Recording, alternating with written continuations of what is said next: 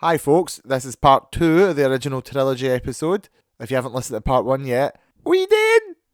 It's not Al anymore, it's Dunk.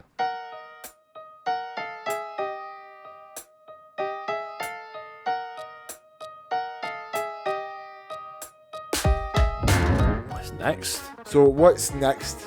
Well, what's next is probably the cutting the OT. episode in 2, Well, definitely that. because we really have been pushing it. But so what really remains that's a standout? I'll tell you what, we'll end on an animated series again. So Okay. right now we'll talk quickly about Andor and Obi-Wan. Okay. We'll talk about Andor because we talked about Rogue One. Right. Makes sense. I think Andor's a flawless masterpiece and one of the best things ever made fictionally. Damn. Okay. Well, it's the second best thing Star Wars ever made, probably. Because nothing tops Clone Wars anymore. Is it flawless? I think I'm gonna rewatch it again. I really enjoyed pretty much everything after maybe episode 2 because I was getting into it. You know. Yeah, you were very big on you weren't sure how you were feeling about it, but then wasn't, once it picked up steam, and you were yet- like, okay, I'm in, I'm getting there.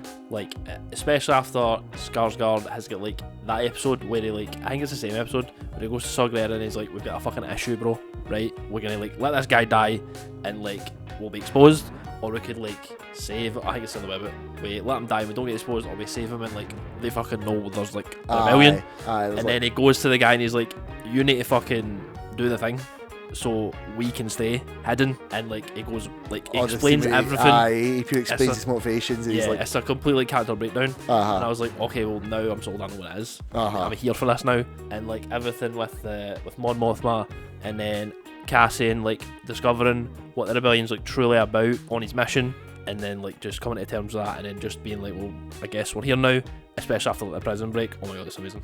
Oh my god, I loved Andor so much, and again, I had no idea I was going to. I remember the first trailers came out, and everyone was about oh, this is weird. Everyone banging a just drum kept and that. telling us it's a story about Cassian from Rogue One, and we're all a bit what? And then they showed us the trailers, and was this is got weird visual stuff, and it sounds interesting. My eyes are open. The dialogue's really cool. I'm here. Oh, it is. I think it's is it not 12? It's 12 episodes, I think. How many episodes? I think it's 12 because it's a 3-episode arc, 3-episode arc, 3-episode arc, and then or a 1 episode, then a 3 episode, then a 2 episode. Right. It's 12 or so episodes, and it's really beautifully it's just so well done. I can't even begin to talk about it. That's why really I said good. let's quickly talk about it, because there's no. I will waste time just saying how brilliant it is. They were let's tell an even grittier story. Let's take Star Wars and let's bring it down to the most low level. Let's now be with people on planets. Yeah. We're not lightsaber wielders. We're not fighting the biggest pictures. We're with the real human beings who live in this. Let's look at it from a real perspective. Let's deal with real issues. Yeah. Let's explore truly how bad the Empire is. We get told how bad the Empire is For the little guys. But yeah, if to experience it in a realistic way. Yeah. Because the Empire and Andor are real. They're issues you could face in the real world. You kind of get this is oppression that happens to just normal people. I know what that oppression could feel like because I'm a normal person. Oh my god, it's so brilliantly written. It just constantly has these insanely well woven narratives that have a forward plot progression where there is an actual event going on. Yeah. But then extremely layered characters with explicit opinions and movements, and then maybe sometimes you don't really know Skarsgård, Luthen, his character's name is, and in the first arc you don't really know what he's about. Yeah. You kind of know where he's coming from, his opinion, but then you find out a bit more about him. You get that the later on the big speech where he expresses his feelings about what he's doing. Yeah. And that's even when you don't know everything. What you do know gives you so much to think about and so much to dissect and look at in terms of what is this going to mean for the events and how's this going to link into this. Yeah. But then you also still feel complete. There's not a lot of questions left. The questions that are left are almost superfluous.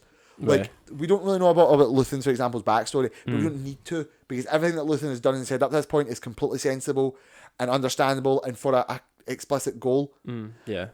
Everything's got its own personal stakes. This is kind of what I said about how Rogue One is ultimately just about getting to destroy the Death Star because it's the Death Star. But Jyn was probably the best one because she had the whole I need to vindicate my dad. Everything that happens in Andor in your head is we're all going to lead up to that point. This is about forming the rebellion to get up to that point. Even at the end of the prison, they have that stinger where it's by the way, they were building the Death Star. Those parts that they were building are going into the Death Star. Remember, the Death Star's coming. Yeah. But Andor still feels like ultimately grounded, and because it's so fleshed out in terms of what the characters are doing and why they're there, everything feels personal enough.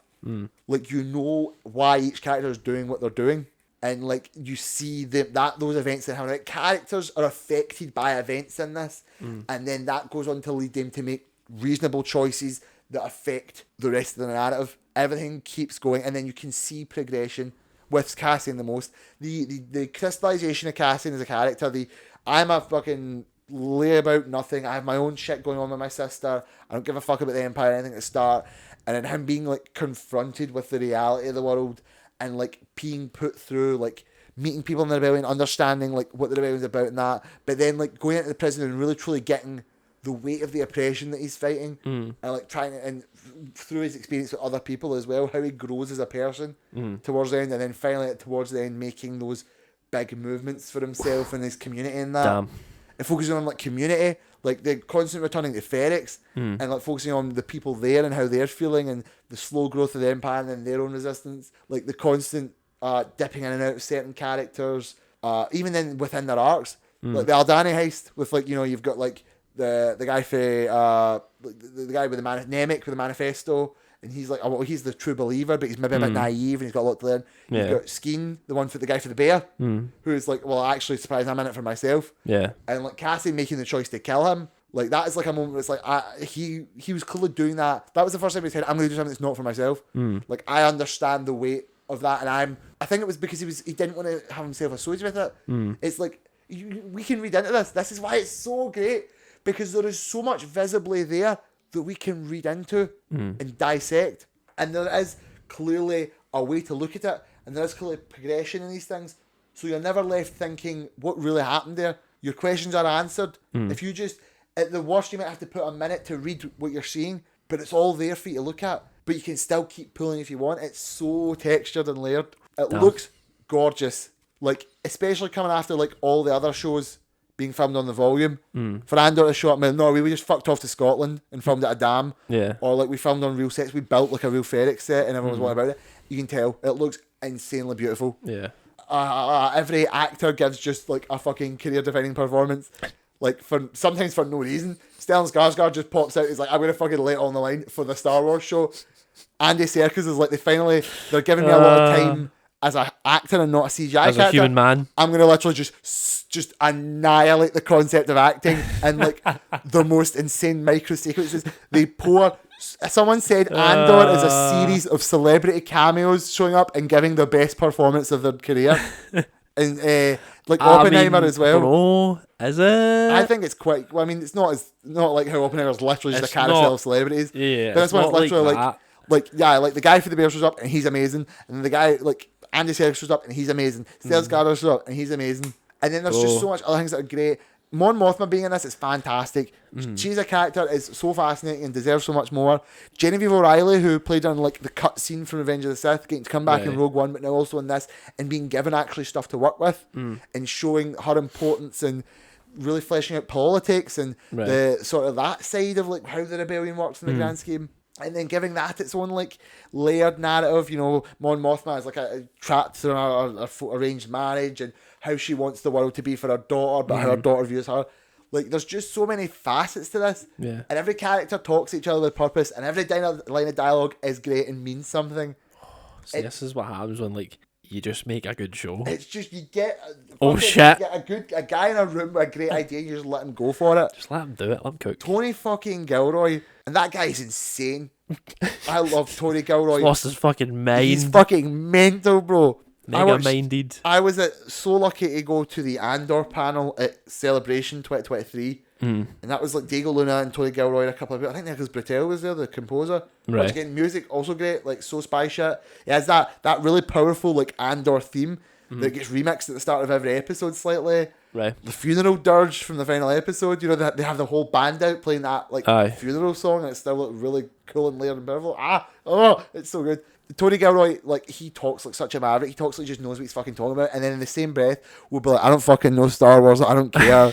Like, someone was like, put like a Darth Vader in it. I don't know what a Darth Vader is. Like, who gives a fuck? So, watching Tony Gilroy gives me confidence in the idea of, like, you can maybe give anyone Star Wars as long as they're smart enough to construct a story. Well, I think if they work with the right people, because Tony Gilroy works with the story group, he works with the people who know what they're talking about, and he lets them guide them.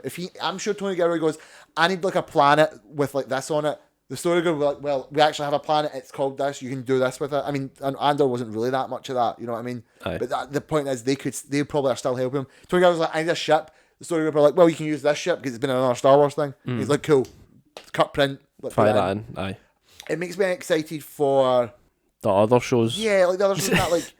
Okay, I was going to say Leslie Headland. Leslie Headland's doing the Acolyte. Did she not say she like didn't know Star Wars? But then no, she's now saying she really knows Star Wars. There's someone who's working on a Star Wars thing coming up, and there was a big thing about how she's actually like not even watched Star Wars, or like she doesn't know as much about it as you'd think someone who's like making a Star Wars show would. Right. She's not like Dave Filoni. She's kind of like, yeah, I like maybe have watched the movies, but there's not like a whole lot. I haven't like read these books, for example. I'll need to look into that. Someone definitely doesn't really know, but I was like, maybe I can trust her. Because, like, you know, if you're just are good at making it, and then watching Tony Gilroy be like, I don't give a fuck about Star Wars. Like, I'm just going to tell a really good story with Star Wars paint on it, and it was, like, the best fucking story they've ever told. Right. It was this beautifully poignant story about standing up for, like, good in the face of evil, about confronting yourself, challenging yourself to do better. Like, the journey that we have to go on. It's an immigrant story. It deals with casting as an immigrant and the experience he has to go through, like, sort of dealing with his own past. There's more layers to it. 12 full episodes, and then the idea of like mini arcs, that's a beautiful idea. Like 1, 2, 3 an arc, 4, 5, 6 an arc. I can't you can't stop to express how much I fucking love Andor. Listen, it's really good. I might even love it more than Last Jedi on a certain day. Man, that it probably does. You're just lying to yourself saying you don't. Well, you probably do. I think it's just because there's more of Andor, and we're going to get even more of it. We're going to get more.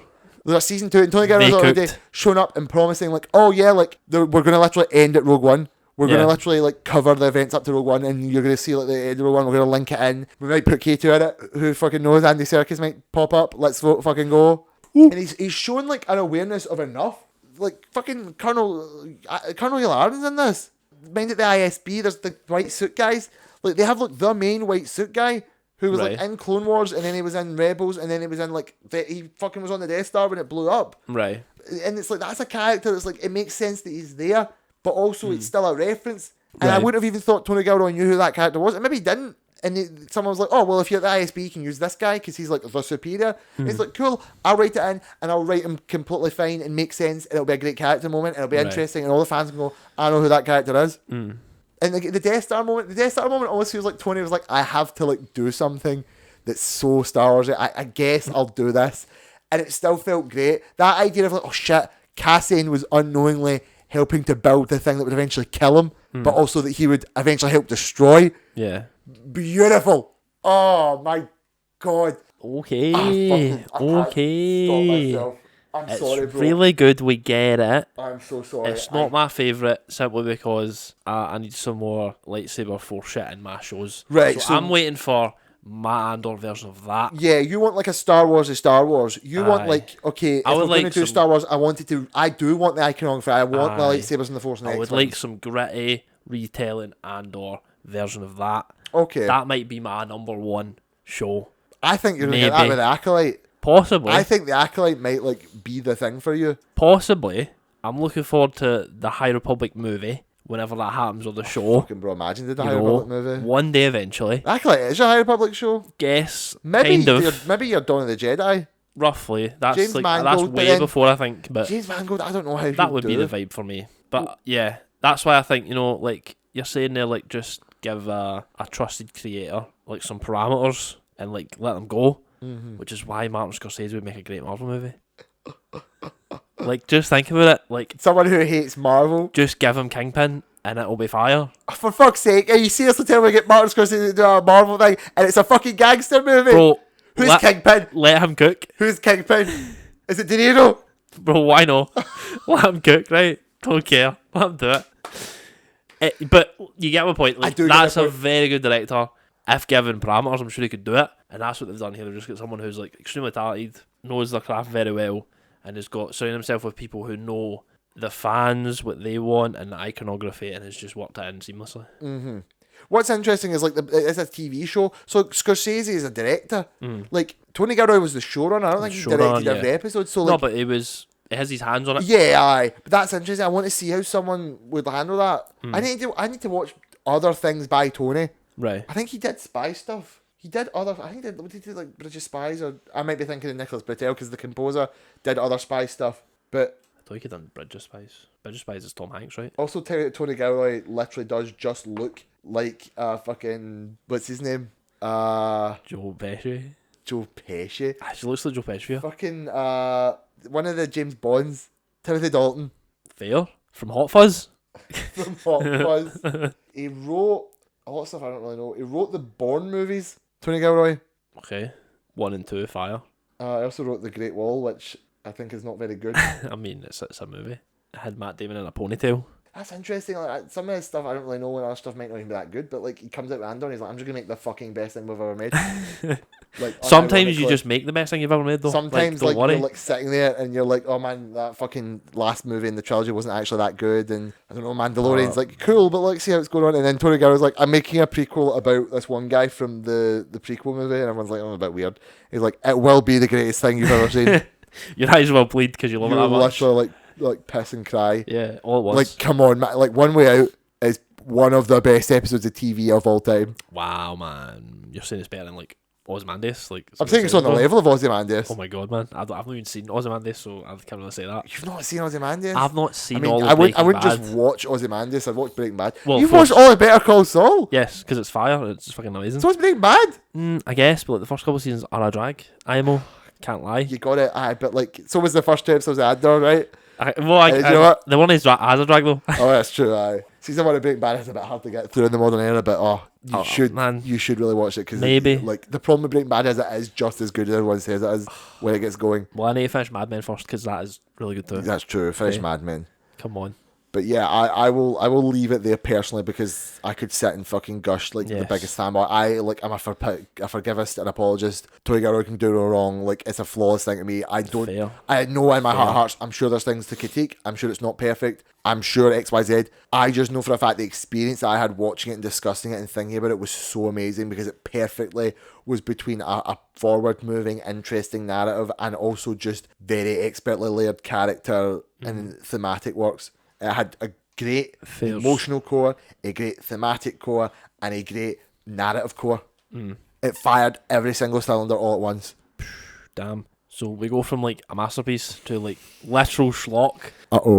With Ben Kenobi. Obi-Wan Kenobi. Ben Kenobi. Obi-Wan. Bro.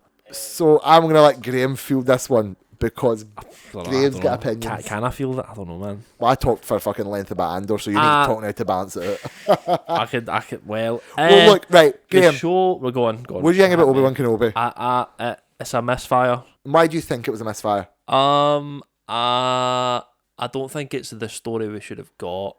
Like, I get having Leia there and like dealing with that, but I feel like it should have been more with Obi-Wan, more on like a personal journey, coming to terms with his like isolationism that he's had to do to himself to look out for like the future Luke. So like you get a bit of that in the first episode where he's like just a guy working for his like slab of meat or whatever he gets.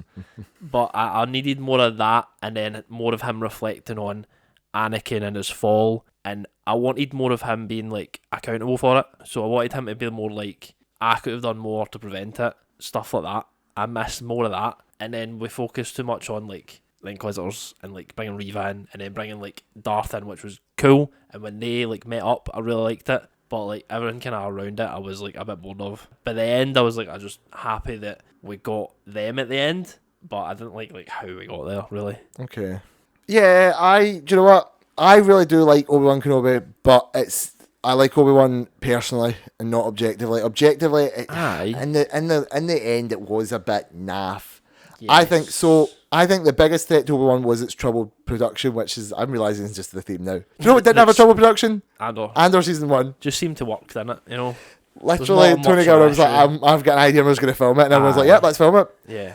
I mean, it's funny in Obi-Wan when they use the volume and it's very obvious. I know. Bro, they've got Obi-Wan Kenobi, right? Let me just put this in context for you. Obi-Wan Kenobi, one of the greatest Jedi Masters of all time. And they've brought 9 stormtroopers, I think it is. Oh my god. And Reva, who is an untested Inquisitor. Weird? They didn't even, could they not have done anything with the volume to CG the Inquisitors in? Probably. No, Inquisitors, the stormtroopers. It's more because there's visibly a gap. Yeah, the stormtroopers just stop. You're like, bro, who's behind that door? It's Obi-Wan Kenobi. You know it's who that is, Kenobi. right? It's fucking Obi-Wan Kenobi. Your famous clip of Ewan McGregor. Oh, so the show was like originally going to be like a trilogy of movies. See, that could have worked better, but it probably would have been the same story, so it wouldn't have worked better. I think the story is fine. I think what you wanted to do, they do. They just sort of hit the requisite amount rather than deeply explore it. Right, like, okay. There's an episode of Obi-Wan dealing with his isolation in Tatooine, and then they move on. Yes. Obi-Wan does sort of like have moments of being like, oh man, fucking Vader is Anakin, and that's an issue for me. And then they move on. Like, the Reva stuff was actually, I really liked it. I thought it was fine and good and interesting. And in terms of, there's things like how it parallels sort of like journeys that Anakin and Obi-Wan are going on, and there's like the story, her own story about like what revenge is the person. But again, all of it was just sort of too compressed. This shouldn't have been. Like, this was like only 6 episodes, was it not? Yeah, all that, like all the Reva stuff can be fine, and it is what it is. Especially because this has to have a villain to deal with. It's not just Darth Vader, because otherwise, like, you're not going to just deal with that. There needs to be a thing. If you're going to tell a story like this, there needs to be a thing to overcome. Especially because the real thing you're looking at when Obi-Wan's story is, how does Obi-Wan go from being sad and broken to like being ready to train Luke, at least wise and smart enough to it, in a position where he can look after Luke but take him with him. Like, he can challenge Maul in the desert and reach like a peaceful, like, wise resolution. Imagine Maul found this Obi-Wan. They'd probably have a really fucking shitty, like, tired fight. Right. You know what I mean? Maybe even Obi-Wan would lose because he's just fucking hard done by impressed. Maybe. But like, so I think you need a challenge to overcome. Right. And that was what like Reva and the Inquisitors were. And I really like the Inquisitors. I think the Inquisitors are a great idea because they do give you like a high level villain. They're Force users, they're lightsabers, but they're not fucking obviously Darth Vader. Aye. Like, they're clearly less than him. And I liked all that stuff. I like Inquisitor lore. I like how much they showed. I just think, it was too compressed. They didn't really...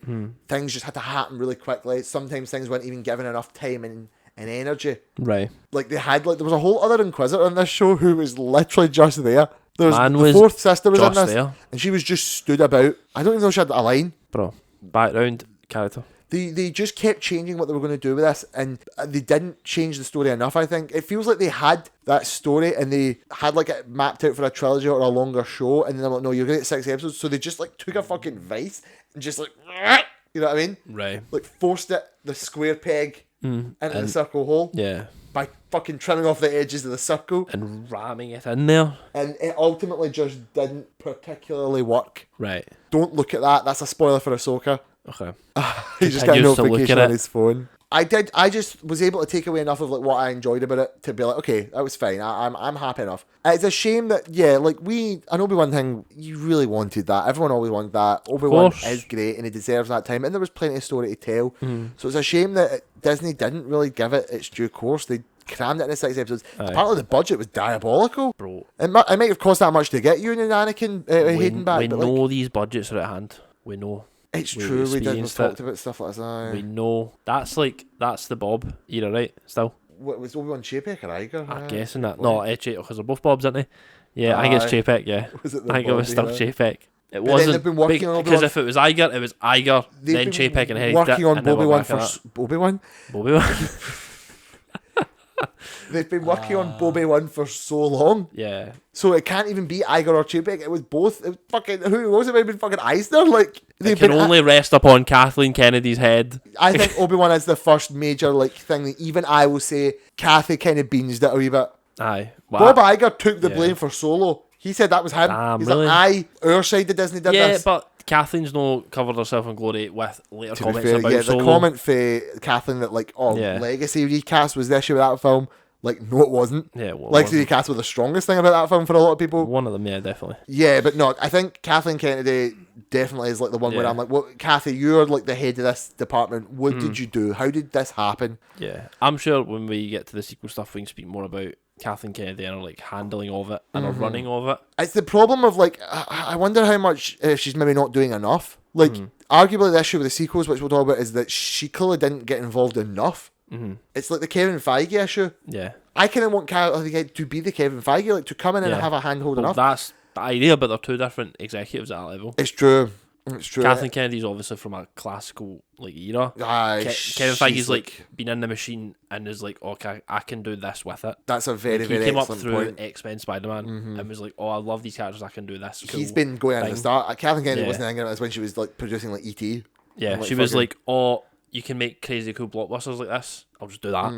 She's That's an like her vision excellent of it. executive producer, but this is the time when I'm like, I wonder if she has like what it takes to manage what we're doing here, and like I kind of want to know what she is doing. There's definitely moments, but like I would say a failing of the sequel trilogy is her managing of it. Yes, even me, who has defended her a lot more than other people, I'd say I think of her really highly in comparison to a lot of people, even other people who have been fair about her. You can't be a success in the field like she has been without being good. Exactly. And so like when I critique it, I'm not saying she's bad. No, of course. I'm saying this is where I think it's went wrong. I just think, for me, even with my excessive defenses, like the post-mortem on the sequel trilogy is like Kathleen as the head of all this, what really happened, and then as the head of this for Obi-Wan, like you were the one talking about Obi-Wan and about the writing the script and all that. What happened here? Realistically, and why couldn't it have been fixed? Why not delay it a wee bit? Things like Disney Plus, like that again is a problem because we've got an excessive budget. I mean, to delay it a year, we're going to add more to that budget. Aye,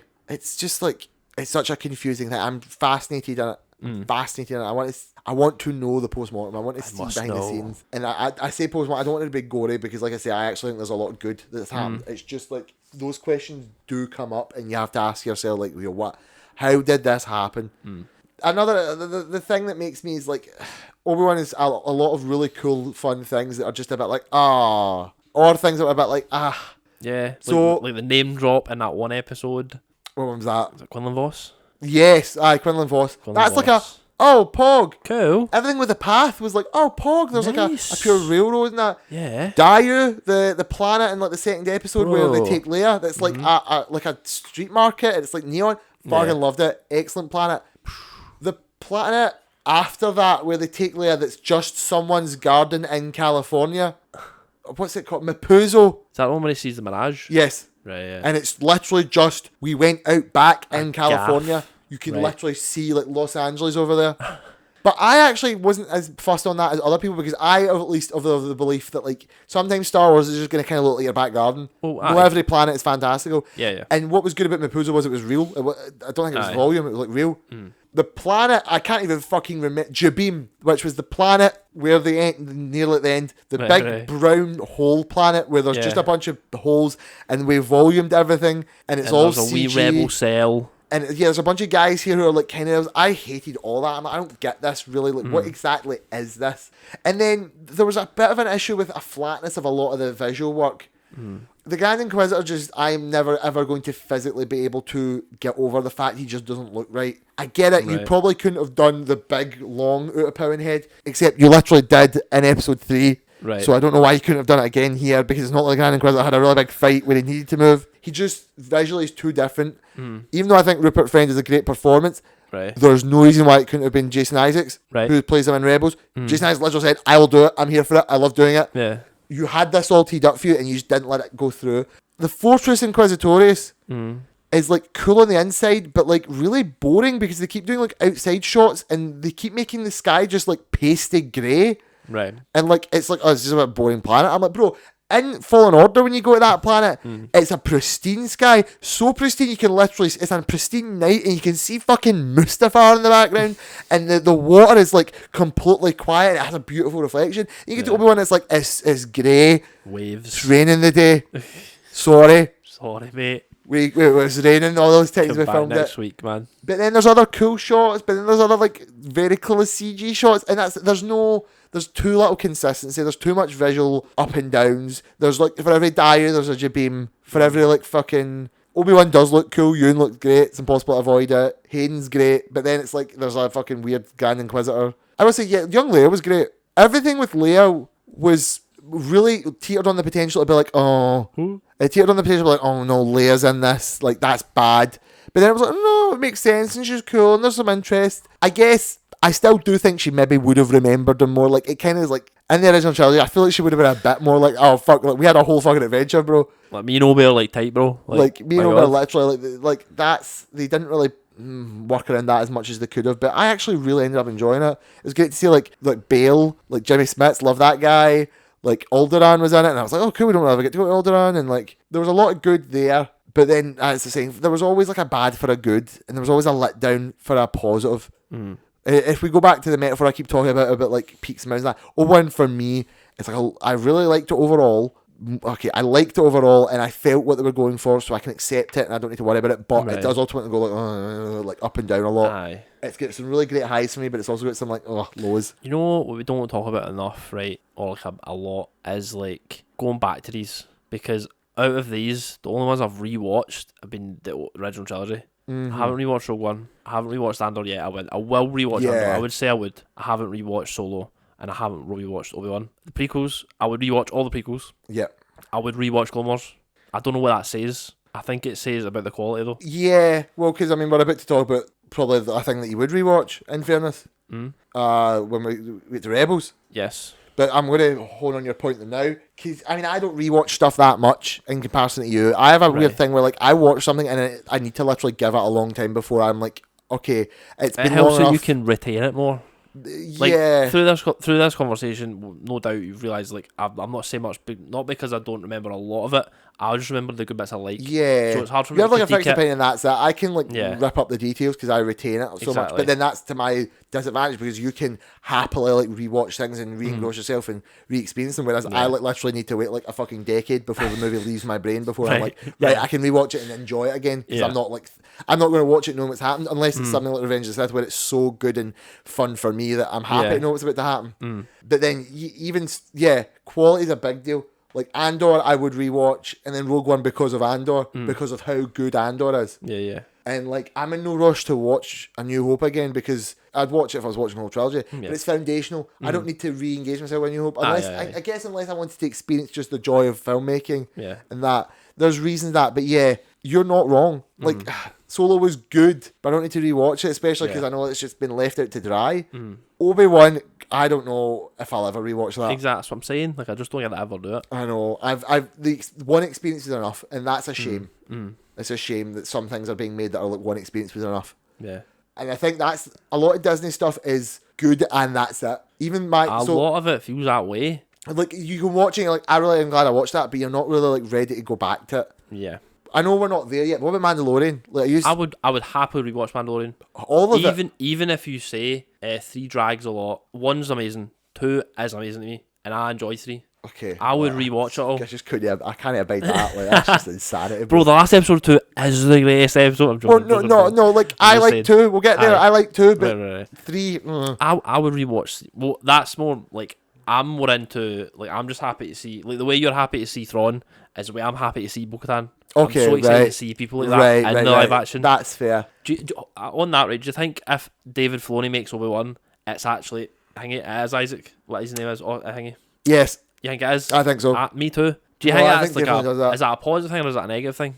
Well, I don't like the hero worship of Dave Filoni. I don't think putting Dave Filoni in every project will fix Star Wars. I don't think it would either. But I'm aware that he is probably one of, if not the most knowledgeable and understanding of the material at this point. Watching Ahsoka, it's proving to me that, like, I think Dave would be... A lot of people say Dave should be the new Kathleen Kennedy, and some people say he should be. I actually think now that's the role that's most fitted for him. I think Dave Filoni is best suited to be creating the stories and, like, writing the stories and building the world. I'm really going to sound mean here when I say this, but like watching Ahsoka, because Dave Filoni actually isn't amazing at doing actual real directing and acting, like scripting work. Maybe it's because he's so early and fresh. You know, he could always stand to learn. I've got a lot of like technical issues from like the animation, because in animation you're only doing like the storyboards, and you're directing like the voice, and it's a lot easier for you because if you're directing like the animation, you can make it as exact as you want it to be. Yeah, getting people to do like their performance is a bit different. It's like you're working in concert with them. Yeah. So it's probably a bit of a learning curve with that. I think what you're saying is right. He is more fated to be the Kevin Feige of just Star Wars. I'd like him to be in a position where he gets like to have that control, and he is the point at the top of the head. He understands everything very well. Of just Star Wars, though. Like he shouldn't be head of Lucasfilm like Kathleen Kennedy is. He's not like a businessman. He should just be Star Wars. Be the high. I think he should just be at the highest point on their story group level. Yeah. And like he's the one who gets to like if you write a script for Star Wars, you have to give it Dave Filoni. Yeah, he has to pass or that. like if you're going to make a Star Wars thing, Dave will maybe be on the set, or maybe like an exec producer or something. Maybe like, right, okay, we want the Grand Inquisitor. Well, obviously we're going to get Oscar Isaac. We're going to get Jason Isaacs in because he is a great physical actor and he's the voice and stuff like that. And that's why I don't want a hero worshiper. I don't believe like let Dave Filoni make everything he wants. Do a live action Clone Wars? No, like that's a fun idea and concept, but no, don't actually do that, especially if it's Dave, because right now he has to learn. But like I do think if Dave had someone like Dave had more of a hand in it, but then I don't want to disservice like Deborah Chow. Deborah Chow's like great at her job. I just the problem's more Obi-Wan as itself was that much of a pot of issues. Yeah. Like let's say Deborah Chow was left alone, like in the sense of like Tony Gilroy was. Let's say Deborah Chow was like, because like take Deborah Chow on a singular basis, like she's directed some of the best episodes of The Mandalorian. So like in my head, I'm like she probably could have easily bodied that. So I don't think it was. Maybe she made a mistake or two, but I don't think her actions led to like the problems. Right. Although then I have to like, for example, like I know it's a very thin thing to narrow in on, but the weird different Grand Inquisitor, like whose fault was that? Did no one say Jason Isaacs? Because Jason Isaacs has been publicly like, I'm here, I'll do it. Like I don't think he's ever commented on it after the fact. I think he said he was fine with it. Like whatever. Like Rupert was fine. Like in the end, it's not his decision. But. But it's one of those times I'm like, ugh. But then it becomes a matter of like everything that happens in Obi-Wan technically shows that they had the ideas. It's just not developed well enough. So I don't think Dave would have helped that because the ideas are there. Because it's already too far along. It's just it needs better writing and more time and more budget. There's production elements that I think are hindering it. Right. Everything that was in Obi-Wan shows me that they could have pushed it further and did better. Right. Fucking give it 2 more episodes and like a bunch more money. Give it some space. Like, and then I guarantee one would have been like top level. Right. Because that's the biggest thing. I had not enough time to do too much, but everything that was there was interesting enough. It clearly had a direction and a good idea. Okay. It was shuttered too much by production, and then we need to figure out whose fault that is. Do you know what I mean? Like, who really do we blame for that? Oh, man, I do not know. In the end, it would probably be Catholic Ed because she is the highest in the end. She has to front the blame because she is like the top. And you'd have to ask Deborah because she is the showrunner. And you'd be like, what happened? But then like, what is going on? Tell me. I wonder, like, no offense to them, I wonder if Hayden and Ewan did ask for that much of a premium. I doubt it. I mean, Ewan McGregor would have. I love Ewan McGregor, but he really likes to charge a lot of money for his time. I doubt Hayden would have been. I don't think he's working a lot, so I doubt he would have been lot of money. Well, Hayden, they were able to fit Hayden snugly in Ahsoka, and that doesn't seem to have really hampered the budget. Although I don't know, Ahsoka's its own bang, the ones that I want to talk about when it's done.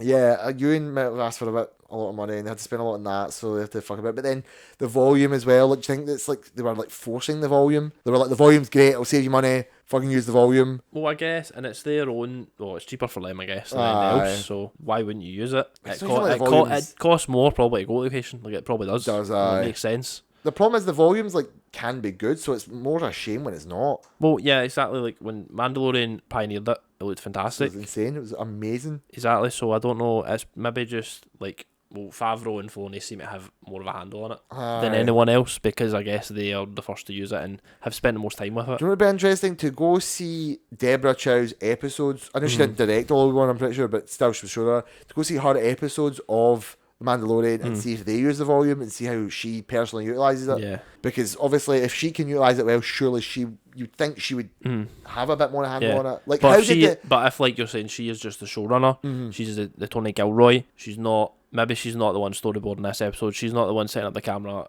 here. Maybe not exactly, but as a showrunner you should have the ability to be like, look, I think it would work better this way. Do this. Like, how did that Jabim shot happen? How did they get away with just such a visually fake shot? I don't know, bro. Whose fault is that? Because you know that Deborah Chow surely knows well enough. Was she just off that day? I need to see who directed that. Like, was it just because of a budget thing? Or like, literally, this is the best thing we can do at the moment. It's the quickest thing we can get to.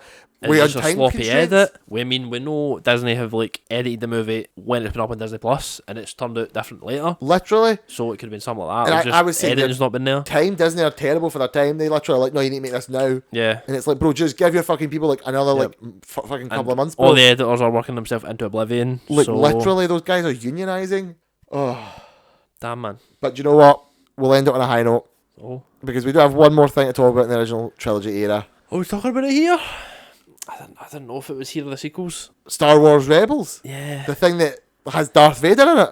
I guess. Yeah, wouldn't it be? Yeah, that makes sense. That makes sense. What's blood waffling? Bro, blood's rooted, man. Okay, so Rebels. So I've not seen all of Rebels. I've seen, honestly, all of it almost. Like, I'm on the last season, I'm sure. Okay. After explaining to you where I was. But I can't remember a lot of it, because I can't remember nothing. I don't know what I had for breakfast earlier. Watch your Rebels. Definitely, yes. I enjoyed, when I sat down, I think it was last Christmas, or Christmas, and I watched, like, the first bit on Christmas Day, and then I was just, like, going through it, and then I fell off somewhere.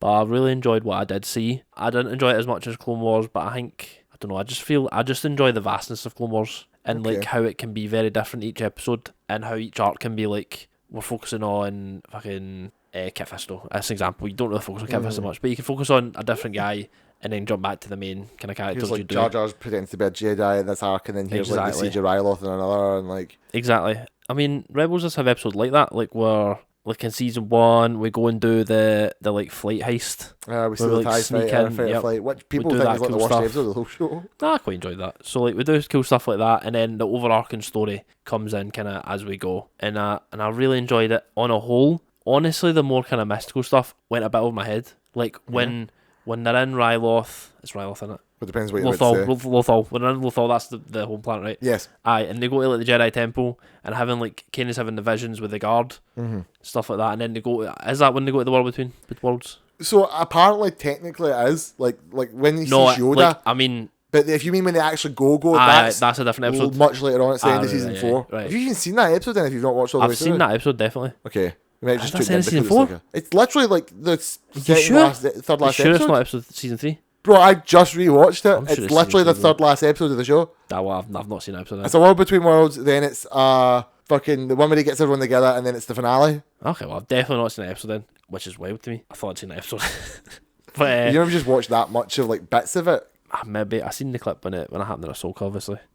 I don't really know, man. Yeah, a lot of that stuff kind of went over my head just because I think I was a bit out of touch with it. Like, I haven't seen a lot of Star Wars content before that, really. Okay. And then I just was like, jump into Rebels. Yeah, I was like, getting more into it, as we go. I really liked Zeb's cool stuff. Okay, with his home planet. When he fires back, that's awesome. We love Gary Zeb. We love Zeb, the boy. Kanan was cool. You'd need to speak more about the arc because I cannot remember really what's going on. He just seems like a cool Jedi guy who maybe loses his eyes at some point, right?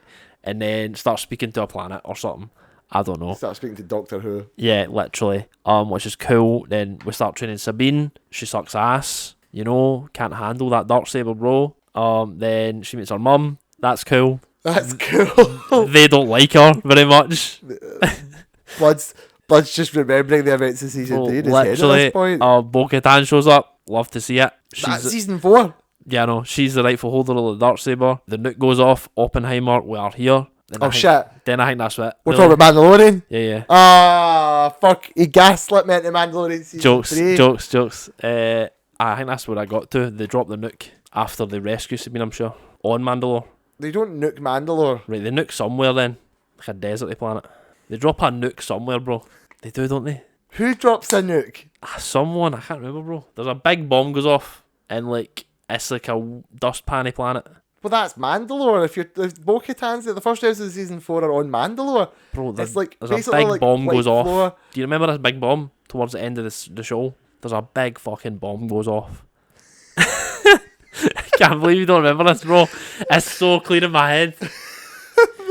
Right, these are the events preceding. Ezra rescues Sabine from like a wee truck carrier thing with like some people, and then a bomb goes off like shortly thereafter in an episode. Maybe it's in that episode. Oh, right. Are you with me? You're not talking right. So it's not a bomb. It's a big fucking electroshock. Right, I thought it was. So they rescue Sabine's dad for a convoy. Okay. And then on the other side, like a bridge, they deploy this weapon that Sabine designed, like basically by accident. She's like, I've designed this weapon that happens to kill Mandalorians. Oh shit, they're turning it on Mandalorians. And it's like a big machine that targets Beskar and fucking fries like people wearing Beskar. Right. So the Imperials turn it on a bunch of Mandalorians and it just fucking nukes the Mandalorians, but it's not like an actual explosion. Right. Okay. But it's a big like fucking like zap. Aye. Okay. Right. That's where that stopped. Because they literally nuke Mandalore like that's what Book of Boba Fett's about. Yeah. And I thought you were talking like an Oppenheimer. We actually do nuke it, you were talking about like one of those cartoon bombs with really big long fuses. Like, oh no, the bomb's gonna go off. Oh no. Aye, right. So that's the last thing I remember seeing. So good. Last thing you watched was Heroes of Mandalore Part 1, which is literally the first episode of Season 4. So there you go. I could have just finished it right there. You literally could have. There was only like 15 other episodes. But I was like, fuck this shit, I'm over, Fucking peace out. I'm going to watch Clone Wars. I think I've already watched Clone Wars, man. Probably watch it again, you fucking whore. Oh, I fucking love Clone Wars so much, man. Clone Wars is great. So like, what's your taking it? Like, I really enjoyed it. I need to just finish it though. I need to rewatch it and enjoy it more. You do need to finish it. I wouldn't like impose it upon you. I just would say you should finish it because obviously it's just great and like. So it's your favourite. Rebels is my favourite animated one, definitely. Much more than not much more than Clone Wars. Clone Wars is great. I haven't just rewatched all of them. Like Clone Wars is fantastic, but no, above like Clone Wars, Bad Batch, Resistance, all that, Rebels, absolutely. Rebels is again higher than most other Star Wars things. I would pretty much put you get Last Jedi, and I'm basically spoiling the sequel episode. Like, yeah, Last Jedi is my favourite movie. Let's just say it now because you gotta lay the groundwork for that. People gotta be you gotta get ready. Last Jedi, Andor, and Rebels. I think Last Jedi will be a separate episode on the sequel trilogy. God, I'll addendum. That one I'm just fighting the battle. Not even against you. You just have like a list of like Last Jedi. This is like the people versus you and The Last Jedi. You're gonna have a list of like things that people don't like about it. You're gonna throw them in. I'm gonna bat them away. Like, no, here's an explanation of that. Here's why you're wrong. Last Jedi, Andor, and Rebels are my trio. That's my Star Wars. I think Rebels is absolutely fantastic. Weirdly enough, for the inverse of the reasons of you, like sort of talk about it. So you talk about how you like about how Clone Wars is all over the shop a wee bit and it's like quite diverse, right? Aye. I just like the focus. I personally prefer much more streamlined focus narratives because what the thing about Clone Wars is Clone Wars is. I mean, I would say overall I enjoy that too. No, I'm not saying I'm not disagreeing with you. I know, but I'm just saying like I don't know why it is. I just prefer the format in Star Wars for some reason. That's fair. I mean, it's also the problem is the context. The thing about Clone Wars is it's dealing with people we know. Aye. Like movie characters. So the thing about Clone Wars is there's not a lot of like markedly long running character development. Characters do shift, but it's sort of just a consequence of things that happen. The only ones who really do are like Ahsoka and Rex because that's their thing. Yeah. Anakin obviously gets progressively more hostile, but the problem is we knew that happened. Clone Wars just shows it. Yeah. Which is not a bad thing. It's just like, yeah, Clone Wars can afford to jump about because admittedly we all know what's going to happen. Yeah. And we know what these things are going to mean down the line. So Clone Wars doesn't need to get bogged down in the miasma of it. All Clone Wars needs to do is show in detail and flesh out. Rebels, meanwhile, is like its own story. It's got its own set of characters. So it's like, no, this one's focused. We're not going to jump about as much. We're going to have this unit of characters who are going to be constantly moving in like a direction, and they're all going to have their own things. And Rebels really beautifully gives each character their own time in every season to like develop a bit. Some more than others. Other times, like Zeb doesn't really get as much effort in season 1, but then in season 2, he gets like literally some of the best episodes of the show. The honourable ones, which is the one where Zeb gets trapped on the Ice Moon with Agent Kallus, boy Kallus, one of the Imperial officers who's like has his own little arc. Chad Kallus. That's like one of my favourite episodes of the whole show. It's such a beautiful story of found family. Like it's having recently watched it, they really emphasise the bond of these people and the strength of like their affection for each other, the amount that they all care collectively about each other, and how important that is to them. And it focuses again like on the oppression of the Empire, how it sort of affects the world, how people can do good about it, the importance of standing up, the importance of like belief in greater goods and that. But then it also complicates, it has interpersonal struggles. Each character reacts to things differently based on their own impression of stuff. Their arcs are all quite like really interesting. So you've got like Ezra as like the orphan boy, feels abandoned by the world, growing to like love again, growing to like understand the importance of family, becoming a Jedi, and the genuine traditional Star Wars path of learning to be a selfless hero like a Jedi. Damn, man. You said to me about Kanan. So Kanan is more the Chad Kanan. Kanan is probably my favourite Jedi. Damn. He's literally one of the best. Like everyone's like Ahsoka's like the model Jedi. Whoa. Ahsoka's not. Ahsoka is no Jedi. She's her own force-using, powerful being. Kanan is the model Jedi. Whoa. Kanan is like objectively like I don't know. He's kind of what I think a Jedi should be. Maybe Ahsoka is the idealized version of a Jedi, but Kanan is what I think a Jedi should be. Damn, man. Who's like he's deeply emotional. Is Kanan just more Qui-Gon? Yes. Right. Kanan's like he is emotional. He has ties. And he obviously is careful to maybe not get too invested, but he still allows himself to have love and emotion. Right. But he is smart about not allowing it to take him in the wrong places. He doesn't let it control him. It does have sparks of like mad anger, right? He's got a bit of anger moments. Kanan's biggest fault in the whole show is his anxieties. It's his constant fear of what will happen to the people around him. What happened to Anakin, bro? Pretty much. And that's why Kanan's so cool, because we watch him struggle with them, but kind of take the path that we wish Anakin had took, where he would like talk to people and share in love and affection. Do you know what I mean? and grow past them, and through actual engaging with people and through growing and learning, he sort of goes past it. Right.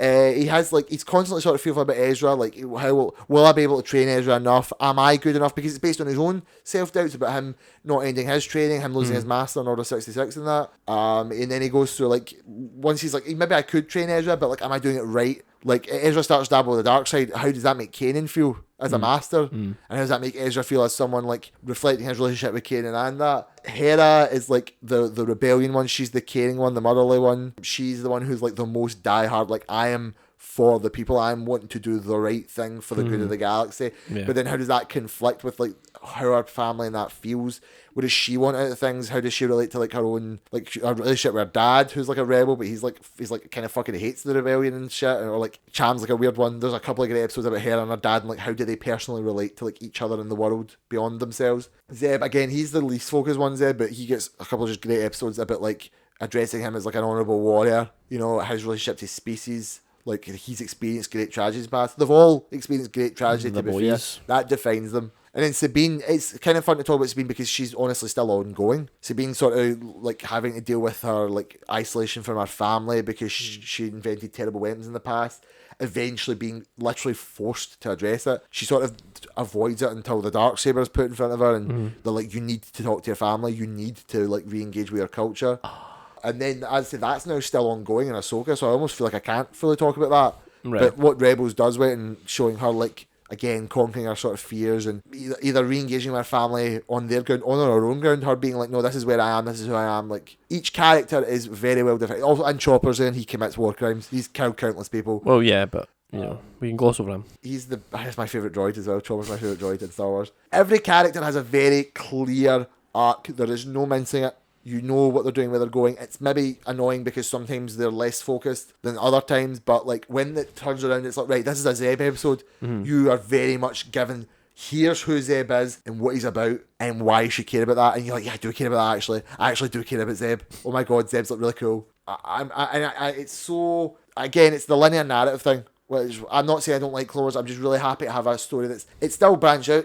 A lot of episodes of Rebels are like the crew go off and do a wacky mission, but then they immediately tie that back into like, how does that affect the current situation? Not everything does. The TIE Fighter episode you're talking about, again, a lot of people malign that because it is kind of like, it's kind of just it's only episode 4, to be fair. Yeah. So you don't need too much from it, but it's ultimately just the main thing that happens in that episode is like Ezra and Zeb start to get along more. Like, they become a bit more pally, and they get a fruit for Hera. Technically, the biggest thing that happens in the episode is they steal the TIE Fighter, because that comes back later. To be fair, there's two separate things that are at least actually relevant. Like, Ezra and Zeb now, from this point on, are like not as hostile as used to be. The relationship is growing. And the TIE Fighter is actually relevant later. Every episode does actually feel like relevant. Even the most filler ones have always got something going on that makes an implicitly important statement about where the characters are at this moment and how they're developing.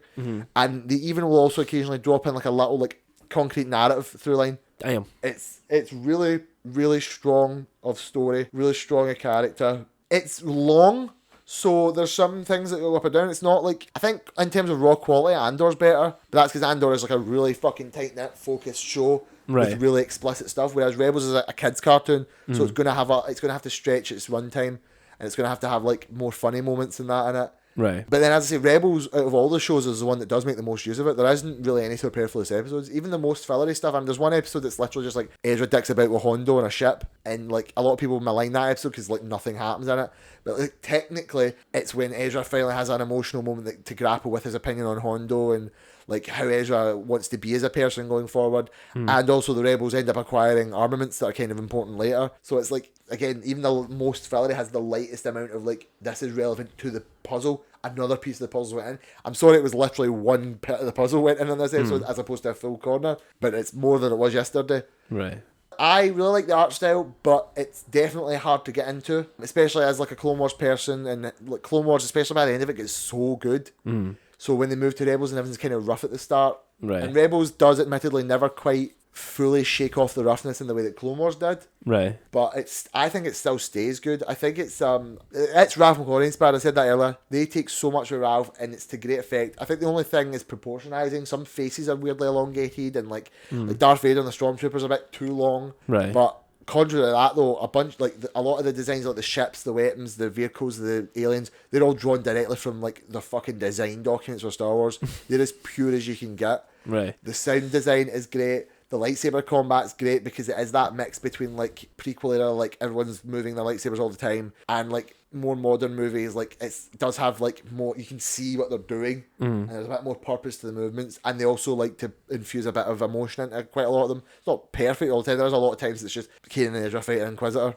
The music's really, really good. It's Kevin Kiner, who did the Clone Wars. We didn't really talk about the music in Clone Wars, but like Kevin Kiner, who's done Clone Wars, Rebels, and Ahsoka now, is so good. Like a lot, but Rebels is really great for its themes. Clone Wars is good in general. Rebels is probably better because it has themes. Like Ahsoka's fixed theme, and like the themes for like Ezra and Sabine and Kanan, and like the Imperial theme, Grand Admiral Thrawn's theme when they eventually introduce him. And let's talk about that. I mean, so reintroducing Grand Admiral Thrawn, drawing him out of canon and being like, he's back. Thrawn probably was the biggest loss. When they decanonized the Legends, everyone was like, but what about Thrawn? What about Heir of the Empire? Because that was literally the coolest thing that they've ever done. Right. So to have Thrawn back was so good. Lars Mikkelsen is so great. That voice is like insane. And like, I mean, this is maybe a spoiler for you because you've not seen the episode well enough, but like he cements himself in live action immediately. Like the one shot of him in the trailer's a bit like, do I like that? No, he's the grim. Like the voice, the actions, the movements. Lars is literally perfect as a live action one as well. But yeah, he's. Why would you doubt that? I wouldn't doubt that. I mean, I guess I would because you're translating a not real character to a real medium, and that's something we'll probably talk about when Ahsoka's done. And maybe when we get to like Mandalorian, that like there's a lot to be said about the way that they've went about translating things to live action.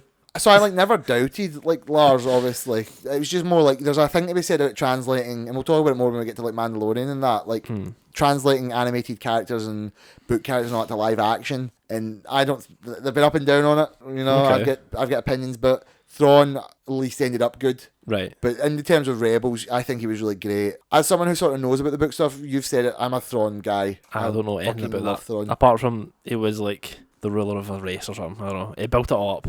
I think you're maybe talking about the Nogri, where like he basically the Nogri were like in service to the Empire, I think, and he basically showed up. He's like, "Give me one as your bodyguard, and I'll press the hell out of you, and you will serve me." Right. Have a bunch of assassins. He has like a clone army as well. Right. The books are a bit weird. There's an old man with like really long hair who's like a clone of another old man or something. But Thrawn is just a great villain because he's cold and calculating and ruthless. Yeah. And Rebels does actually capture that decently in my mind. Yeah, like when he gets her as like family ornament and like fully understands its like place and stuff. And how that like its history allows him to then beat them in that instance. Yeah, like, exactly. By him knowing that art and history, he's then like, well, obviously you're like the person I'm looking for because you wouldn't care about this. Yeah. And that's like a very microcosm, just shows how effective and good he is. Yeah. I've some people complain he's kind of a bit like not great as great in that, but one of the books is you get to hear him talk and you get to hear his Is that a monologue? Yeah, and that explains it more. Yeah. And this one, he's having to talk it out loud. So some of it sounds a bit rudimentary. And I suppose some of the inferences he makes in like Rebels and that are more surface level than the books. The Heir of the Empire stuff goes in. Like he does some fucking wacky stuff in that. But I would rather it wasn't depicted as like a full superpower because then it just seems like ridiculous. In Rebels, it's just more like I'm smart enough to care to look at art and culture and that.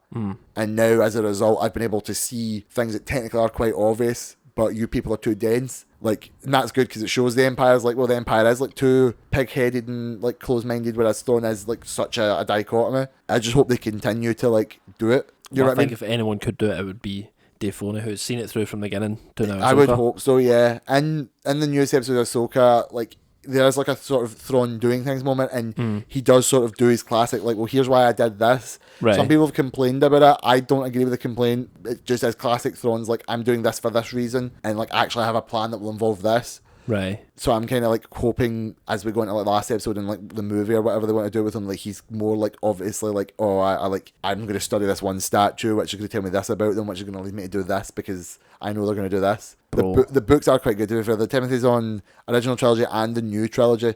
Like the new canon trilogy, they're like fantastic for that. I really, really, really enjoy. Like the first Thrawn book, just called Thrawn, it's got a series of just Thrawn and his pal, is this guy called Eli with him, and they go to like a planet and just deal with a thing. And it's always like Thrawn deduced this because of that, and he looked at like weather patterns because of like cultural migrations, and like there's one bit, there's literally one bit where he literally like settles a border dispute because of like, well, actually, like grass levels are here, and I know like cultural borders are here, and like they're actually secretly strip mining or something like that. It's like fucking so good. But he's good enough in Rebels, especially because Rebels again is like a kids show, right? Which that's the hardest pill to swallow. Is so Rebels was the first Disney one. Yeah. Clone Wars wasn't Disney until season 7, but then even then it was still edgy and adult enough. Rebels started as a thing, and you can feel it's a Disney thing at the start. Yeah, right. Because there's just a lot more like silly, goofy, funny faces. Oh, hee hee. Not as bad as Resistance, which I do like Resistance, but the first 2 episodes of Resistance are like, oh my god, this is like literally Chucklevision. This is literally like Laurel and Hardy, like Kaz keeps like falling and hitting his face, and it's stupid.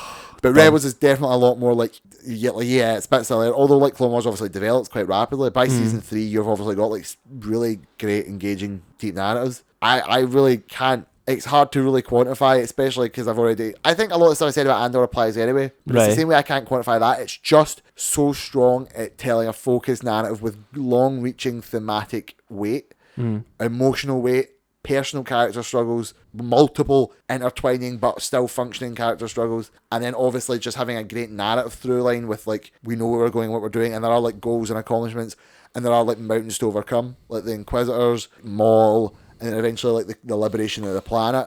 And that's like a fixed stakes thing. Right. But it's independent of the others. That's another thing about it. Like, technically it's going to end up with like a rebellion and the Death Star and all that shit. But the actual struggle that takes place throughout season 4 and the end of Rebels is like we're specifically trying to liberate one planet. Yeah. And that has its own stakes related to the characters on that planet, and you technically don't necessarily know how that's going to go. I'm like, okay, I know the Empire are going to get defeated, but like, to be fair, how does Lothal end up?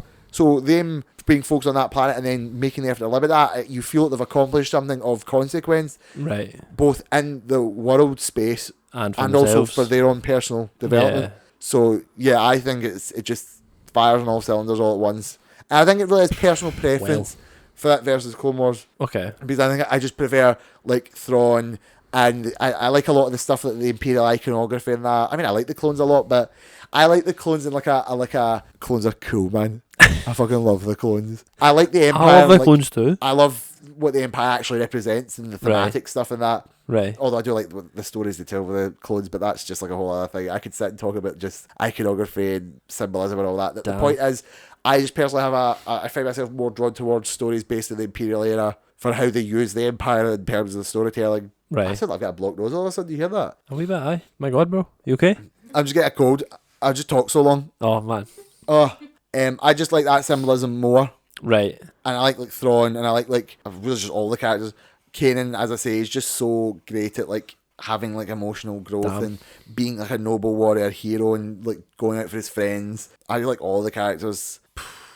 Yeah, damn, man. That's pretty much it. So I need to rewatch and finish it. I think you should finish it. I don't need you to like it as much as I do, or any more than Clone Wars. But I doubt I will. I doubt you will as well, because I just love Clone Wars that much. Yeah, you're like literally here for it to the end. And I've been rewatching it with my partner. Like with me and Rebecca, we loved it. Like it was like, holy shit, Clone Wars is just great. But Rebels is good too. Yeah, I just Rebels. It slaps. Rebels speaks to my sensibilities more. Of course, I need to finish it because we have Ahsoka right now, and it's now no doubt gonna more things from it will be drawn on later as we continue that story. Yeah, at this point, I'm surprised if you're watching Ahsoka and you don't understand the ending of Rebels. It's more and more like.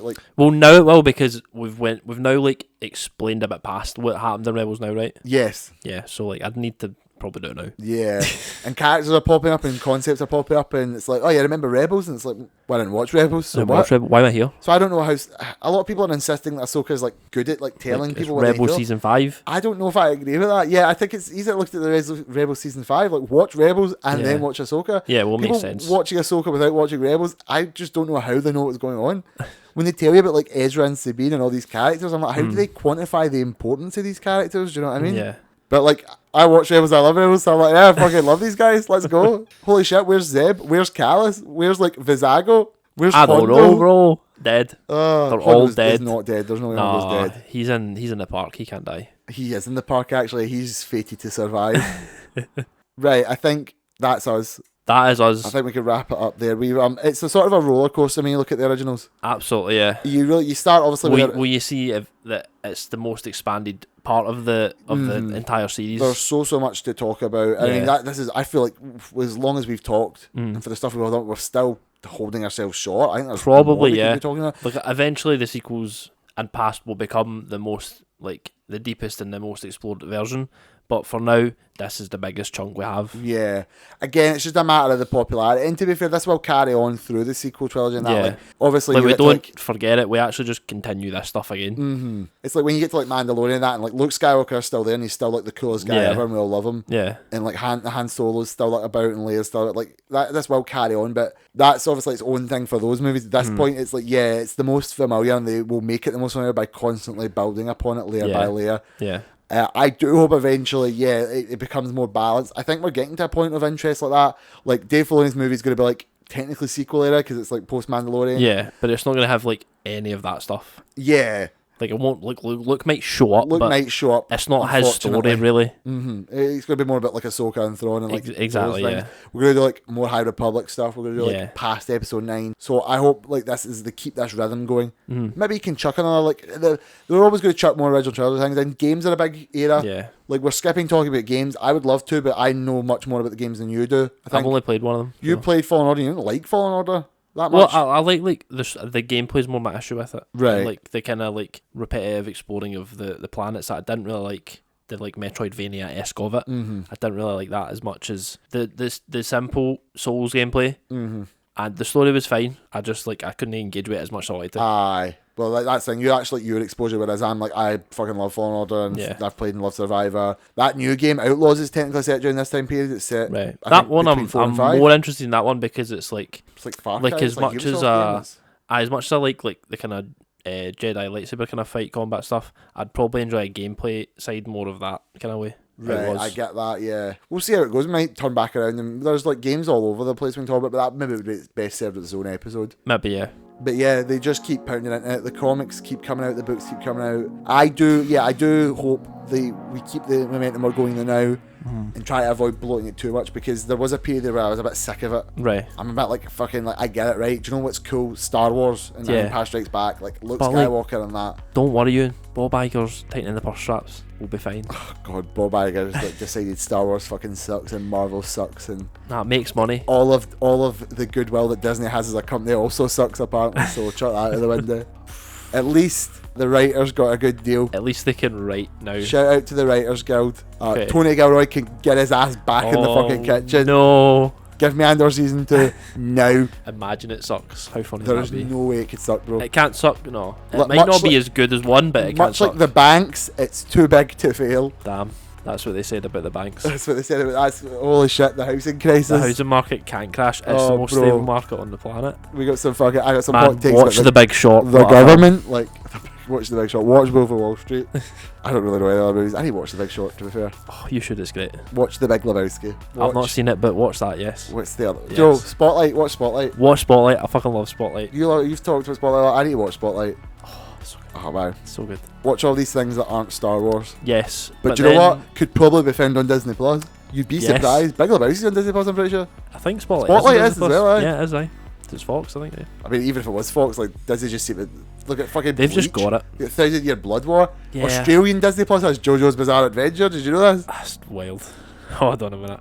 They're getting Doctor Who. They've got streaming rights to Doctor Who outside of the UK. What? Motherfucking Americans are going to go to like Disney Plus to watch Doctor Who. That's blasphemous. What a world. Understand. What a world. This is what you want with what a this. picture. This is Disney's fucking monopoly. Disney's corporate takeover of your eyes. My soul at this The point. world. You see how much fucking Star Wars shite's in this room? So it's a lot. You think I've not already lost? It's a Have I lot. not given enough? What did it cost you? Everything. Oh. And right. there it is. That was a good one. I thought we were going to do Sex and the City again. And just like that. Just so I keep saying the wrong one. So you were Just going like for it as well. Game who's famously like never watched Sex and the City, but I think it literally is just Samantha for Sex and the City. I'm just her. Oh my god. My god. Thanks for joining us, ladies and gentlemen. Oh. We'll catch you in another one. Yes, soon. We'll work on a wee sequel one. Oh. Which will Be 8 parts. be Because 8 parts. we'll all just be talking about Last Jedi and we'll Involve talk about the other fire ones. and blood. Blood will be Ewan's shed. gonna Blood, castrate me spit live and on tears. tape. Oh. Oh goodness. My god. Have a good night, folks. Goodbye. See you later, Graham. Bye, Ewan. Bye. Bye. Scenes is a fan-created podcast. We have no affiliation with any of the brand studios or properties mentioned. All views are our own. Produced and edited by my partner, Rebecca. Music is provided by Epidemic Sound, and the cover artwork was commissioned by Rhiannon Cargo on Twitter or Instagram. It's so funny.